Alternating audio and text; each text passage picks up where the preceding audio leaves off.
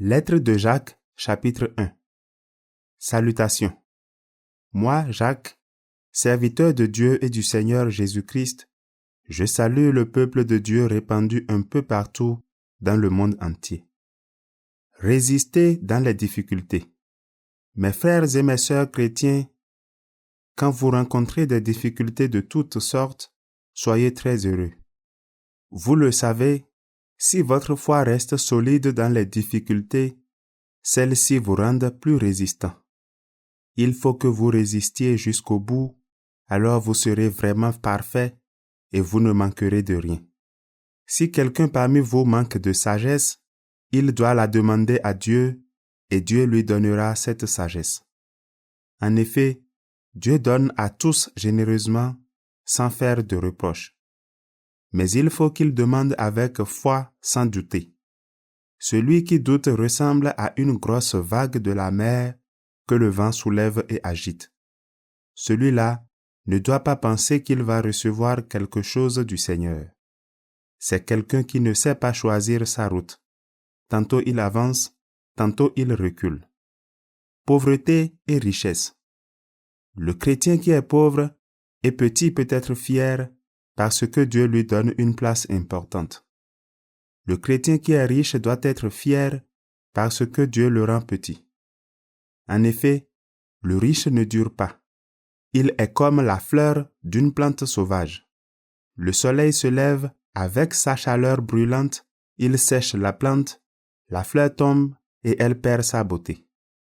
De la même façon, un jour, le riche va être balayé avec toutes ses activités. Dieu ne pousse personne au mal. Il est heureux, l'homme qui résiste dans les difficultés. En effet, quand il aura montré sa valeur, il recevra la vie. C'est la récompense que Dieu a promise à ceux qui lui donnent leur amour. Quand quelqu'un a envie de faire le mal, il ne doit pas dire « C'est Dieu qui me pousse au mal ». Dieu ne peut pas avoir envie de faire le mal et il ne pousse personne au mal. Chacun est poussé au mal par son désir mauvais qui l'attire et l'entraîne. Et quand on laisse faire ce désir, il donne naissance au péché. Puis, quand le péché a grandi, il donne naissance à la mort. Mes frères et mes sœurs très aimés, ne vous trompez pas. Tout ce qui nous arrive de bon, tous les plus beaux cadeaux viennent d'en haut. Ils viennent de Dieu, le Créateur du soleil et des étoiles. Chez lui, il n'y a pas de changement, pas de mouvement, pas d'ombre. Dieu a voulu nous donner la vie par la parole de vérité.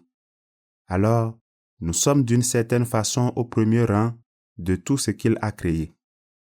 Écoutez la parole de Dieu et faire ce qu'elle dit. Mes frères et mes sœurs très aimés, vous devez savoir ceci. Chacun doit être rapide pour écouter, mais lent pour parler, lent pour se mettre en colère. Un homme en colère ne fait pas ce qui est juste aux yeux de Dieu. Alors rejetez tout ce qui salit, tout ce qui rend mauvais.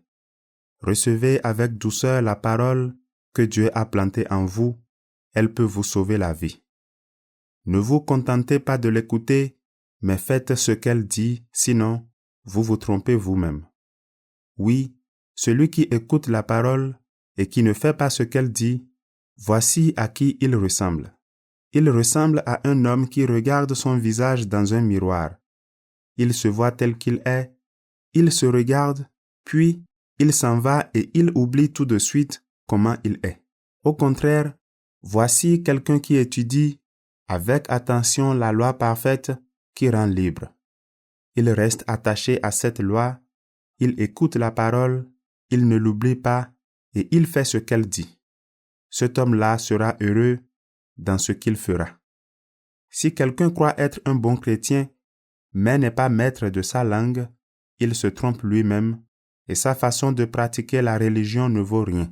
Aux yeux de Dieu notre Père, voici la façon parfaite de pratiquer la religion. Prendre soin des orphelins et des veuves dans leur malheur, ne pas se laisser salir par les choses du monde. Lettre de Jacques, chapitre 2. Faire des différences entre les gens, c'est désobéir à la loi. Mes frères et mes sœurs, vous croyez en Jésus-Christ, notre Seigneur plein de gloire. Alors ne faites pas de différence entre les gens. Prenons un exemple. Un homme vient là où vous êtes réunis. Il porte une bague en or et des habits très beaux. Un pauvre vient à la même réunion, il est mal habillé. Vous montrez plus de respect à l'homme qui porte les beaux habits et vous lui dites « Vous, asseyez-vous ici, à cette bonne place. » Au pauvre, vous dites « Toi, reste debout. » Ou bien « Assieds-toi là par terre à mes pieds. » Quand vous agissez ainsi, est-ce que vous ne faites pas de différence entre vous? Est-ce que vous ne jugez pas avec un cœur mauvais? Écoutez, mes frères et mes sœurs très aimés. Est-ce que Dieu ne choisit pas justement ceux qui sont pauvres aux yeux du monde? Il veut les rendre riches en leur donnant la foi. Il veut qu'ils reçoivent le royaume promis à ceux qui ont de l'amour pour lui. Mais vous méprisez les pauvres. Pourtant, qui vous écrase? Qui vous traîne devant les tribunaux? Ce sont les riches, n'est-ce pas? Ce sont les riches qui se moquent du beau nom que Dieu vous a donné. Les livres saints disent « Aime ton prochain comme toi-même ». C'est la loi du royaume et si vous obéissez à cette règle, vous agissez bien. Mais si vous faites des différences entre les gens, vous péchez et la loi de Moïse vous condamne parce que vous désobéissez. Oui, celui qui suit toute la loi, mais qui désobéit à un seul commandement, est coupable envers toute la loi. En effet, Dieu a dit, « Ne commets pas d'adultère ». Mais il a dit aussi, « Ne tue personne ». Donc, par exemple, tu ne commets pas d'adultère, mais tu assassines quelqu'un. En faisant cela, tu désobéis à la loi. Parlez et vivez comme des gens qui vont être jugés par une loi qui rend libre.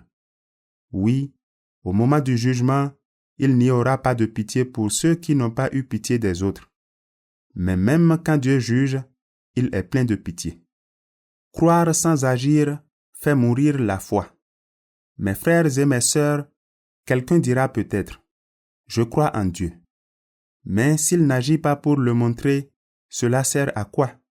Est-ce que cette foi peut le sauver? Par exemple, un frère ou une sœur n'ont pas de vêtements, ils n'ont pas à manger tous les jours. Parmi vous, quelqu'un leur dit, « Allez en paix. Allez vous habiller et bon appétit. » Mais ces paroles servent à quoi si vous ne leur donnez pas ce qu'il faut pour vivre? Pour la foi, c'est la même chose. Si tu crois en Dieu, mais si tu n'agis pas, ta foi est complètement morte. La foi n'existe pas sans les actes. Quelqu'un dira peut-être, « Tu as la foi, moi j'ai les actes. » Je répondrai, « Montre-moi comment ta foi peut exister sans les actes. Et moi, je vais te montrer par mes actes que ma foi existe. Tu crois qu'il y a un seul Dieu? Tu as raison. Les esprits mauvais le croient aussi, et même, ils tremblent de peur. Tu es stupide. Est-ce que tu veux la preuve que la foi sans les actes ne sert à rien? Abraham, notre ancêtre, comment est-ce que Dieu l'a reconnu comme juste?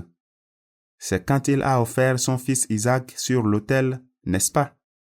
Tu vois, sa foi agissait par ses actes, et ceux-ci l'ont rendue parfaite.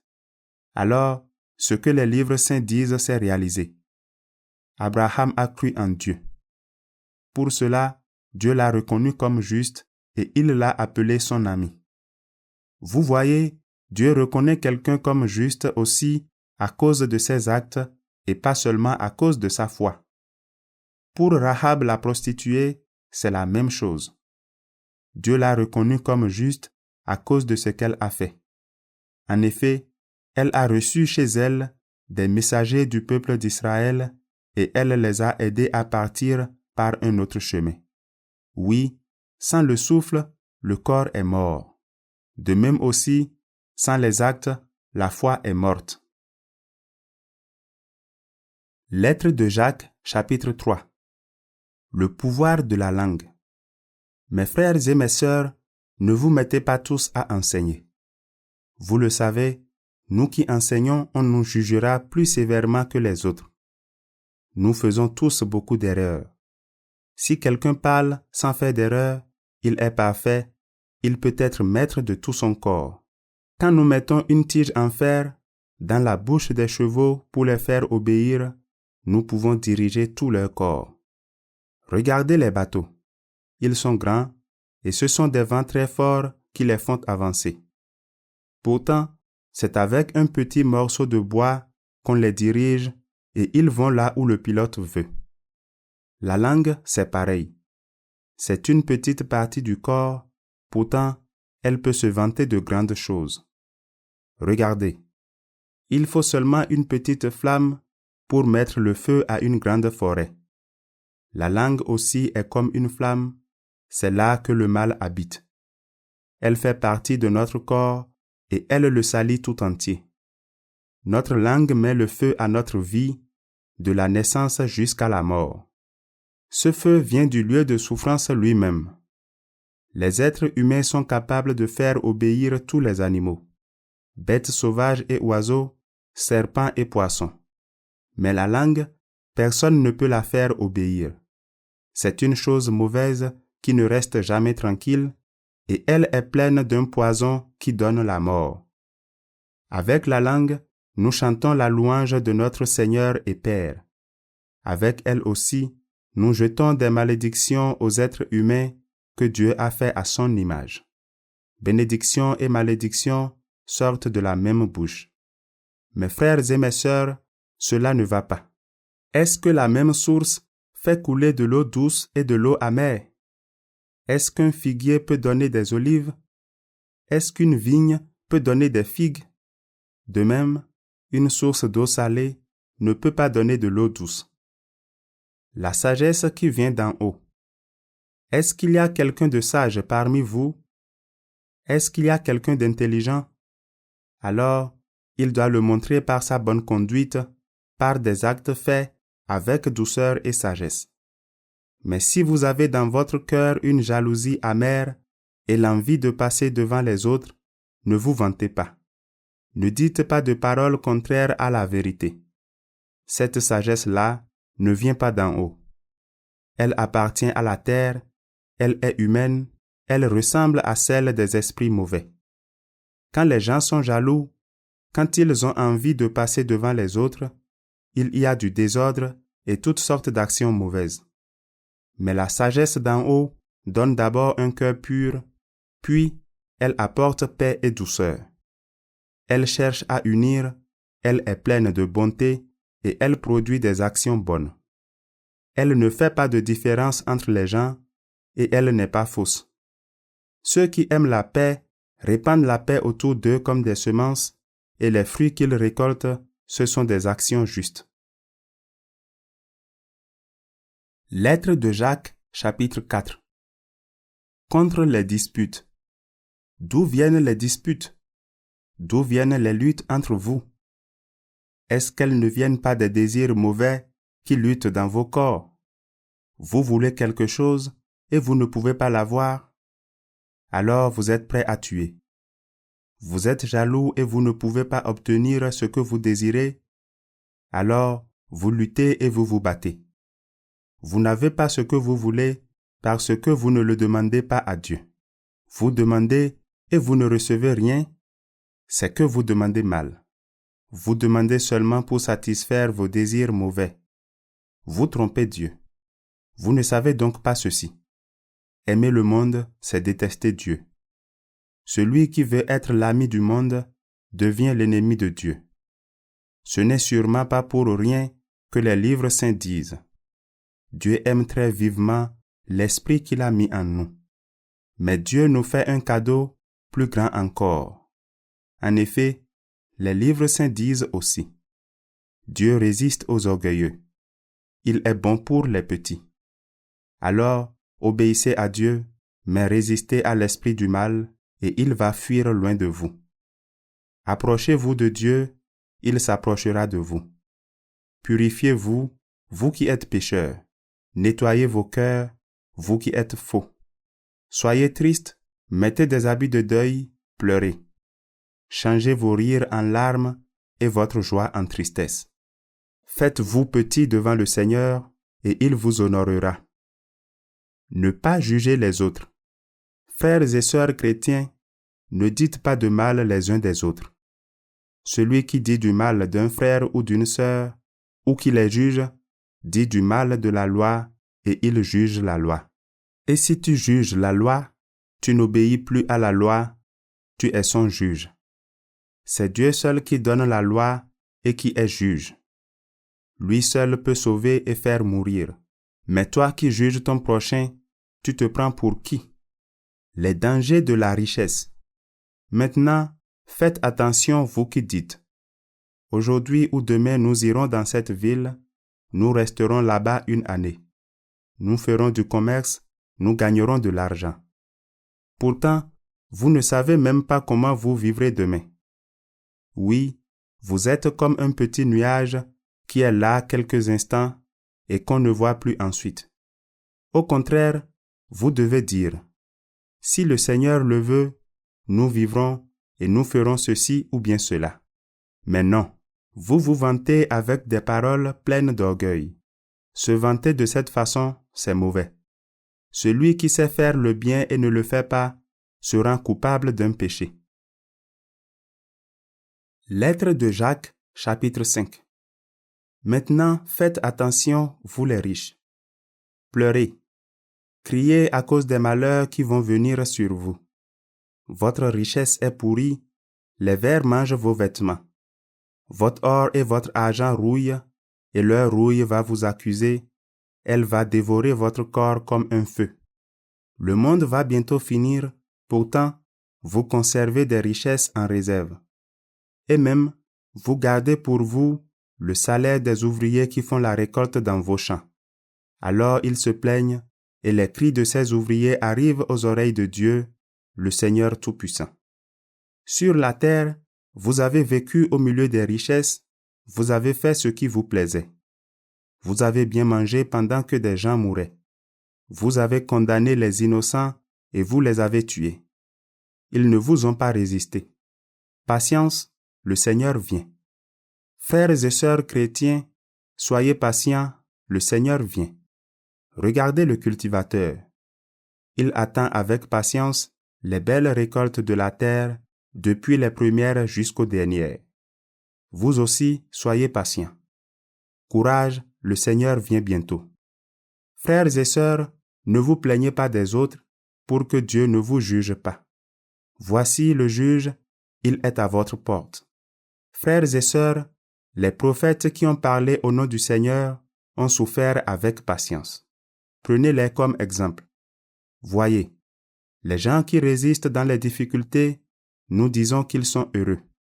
Vous avez entendu l'histoire de Job, l'homme patient. Vous savez ce que le Seigneur lui a donné à la fin. Oui, le Seigneur est plein de tendresse et de pitié. Surtout, mes frères et mes sœurs, ne faites pas de serment. Ne prenez pas comme témoin le ciel, la terre ou autre chose. Dites simplement oui quand c'est oui et non quand c'est non, alors Dieu ne vous jugera pas. La prière pour les malades. Parmi vous, est-ce que quelqu'un souffre? Il doit prier. Est-ce que quelqu'un est heureux? Il doit chanter pour le Seigneur. Est-ce que quelqu'un est malade? Il doit appeler les responsables de l'Église. Ils verseront de l'huile sur lui et ils prieront pour lui au nom du Seigneur. S'il prie avec confiance, cette prière sauvera le malade. Le Seigneur le mettra debout et s'il a péché, Dieu lui pardonnera. Alors, reconnaissez vos péchés les uns devant les autres. Priez les uns pour les autres afin d'être guéris. La prière d'un homme juste est très puissante. Élie était un homme tout à fait comme nous. Il a beaucoup prié pour que la pluie ne tombe pas et la pluie n'est pas tombée sur la terre pendant 3 ans et demi. Puis, il a prié encore une fois et le ciel a donné de la pluie, la terre a produit ses récoltes. Ramenez ceux qui se perdent loin de la vérité. Mes frères et mes sœurs, parmi vous, quelqu'un peut se perdre loin de la vérité et un frère ou une sœur peut le ramener. Eh bien, vous devez savoir ceci.